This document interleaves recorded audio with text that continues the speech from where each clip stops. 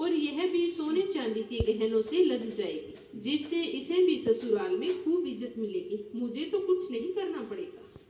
इस तरह वो तो बेफिक्र होकर घूमती रही।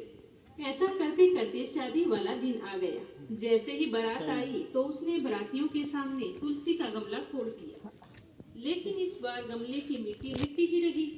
तो सारे बाराती कहने लगे कि ये क्या बदतमीजी है, बारातियों का ऐसा स्वागत, हमने तो ऐसा आज तक कहीं नहीं देखा और सुना। बारातियों का इस तरह स्वागत किया जाता है। इस तरह बोल बोल कर वो भला बुरा कहने लगे। तो भाभी तो चुपचाप खड़ी हुई देखती रही। उसकी समझ में कुछ नहीं आ रहा था, लेकिन जैसे ही उसके फेरों का समय आया तो उसने अपनी बेटी के गले में तो तुलसी की मंजरी से गहने बनाकर डाल दिए। लेकिन अब की बार मंजरी तथा पत्ते वैसे ही रहे।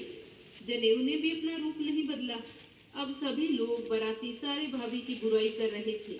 किसी बड़े बुजुर्ग के समझाने पर उन दोनों का विवाह तो करवा दिया गया और बारात अपने घर चली गई। लेकिन सारे बाराती भाभी की बुराई कर रहे थे और लड़की जैसे ही ससुराल पहुंची तो उसके ससुराल वाले लड़की की भी बुराई करने लगे। उस लड़की की शादी में उसकी बुआ को नहीं बुलाया था। जब से वो इस घर से ब्याह कर गई थी तब से वो अपने ससुराल में ही रहती थी। उसकी भाभी कभी भी अपनी ननद को अपने यहाँ नहीं बुलाती थी। तो एक दिन उसके भाई ने सोचा कि मैं मेरी बहन से वहीं पर मिलकर आ जाता हूँ और उसे बता देता हूँ कि तुम्हारी भतीजी का विवाह कर दिया है। तो उसने अपनी पत्नी से कहा कि मैं अपनी बहन से मिलने के लिए जा रहा हूँ, कुछ मिठाई और उपहार मेरी बहन के लिए दे दो। तो भाभी ने थैले में जवार भरकर कहा कि ये ले जाओ, और कुछ नहीं है मेरे पास ले जाने के लिए। तो वह बहुत ही दुखी हुआ और दुखी मन से बहन के पास चल दिया। रास्ते में सोचता रहा कि कोई भाई अपनी बहन के घर जवार को लेकर कैसे जा सकता है। यह सोचता हुआ जा रहा था, तभी उसे सामने गौशाला दिखाई दी। तो वह गौशाला के पास रुका और ज्वार का थैला ले जाकर गाय के सामने पलट दिया। तो वहां पर गाय पालने वाले ने कहा कि भैया आप यह क्या कर रही हैं? गाय के सामने हीरे मोती तथा सोना क्यों डाल रही हैं? आपको क्या हो गया है? आपकी तबीयत तो ठीक है? तो ये सुनकर उसने अपने ज्वार से भरे थैले की ओर देखा तो थैले के अंदर ज्वार की जगह हीरे मोती बन चुके थे।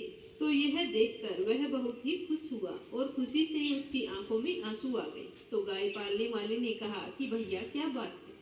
तो उसने सारी बात उसे बताई और फिर हीरे मोती से भरी हुई थैली लेकर अपनी बहन के घर की ओर चल दिया। जैसे ही अपनी बहन के घर पहुंचा तो बहन ने अपने भाई को देखा तो देखकर बहुत ही प्रसन्न हुई। तब उसके भाई ने बताया कि बहना तुम्हारी भतीजी की शादी कर दी है।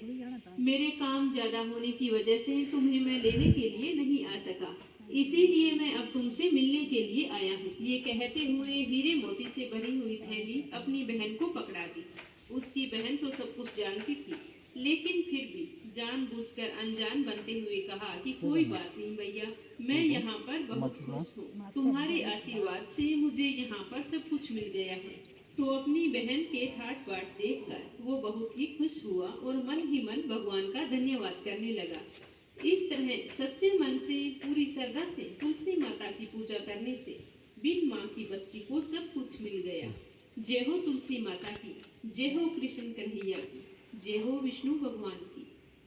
एक बुढ़िया थी, वह नित्य नियम से तुलसी माता की पूजा करती थी। उसके एक पोती थी, तो वह अपनी दादी को नित्य नियम से तुलसी माता की पूजा करते हुए देखकर वो भी नियम से तुलसी माँ की पूजा करने लगी।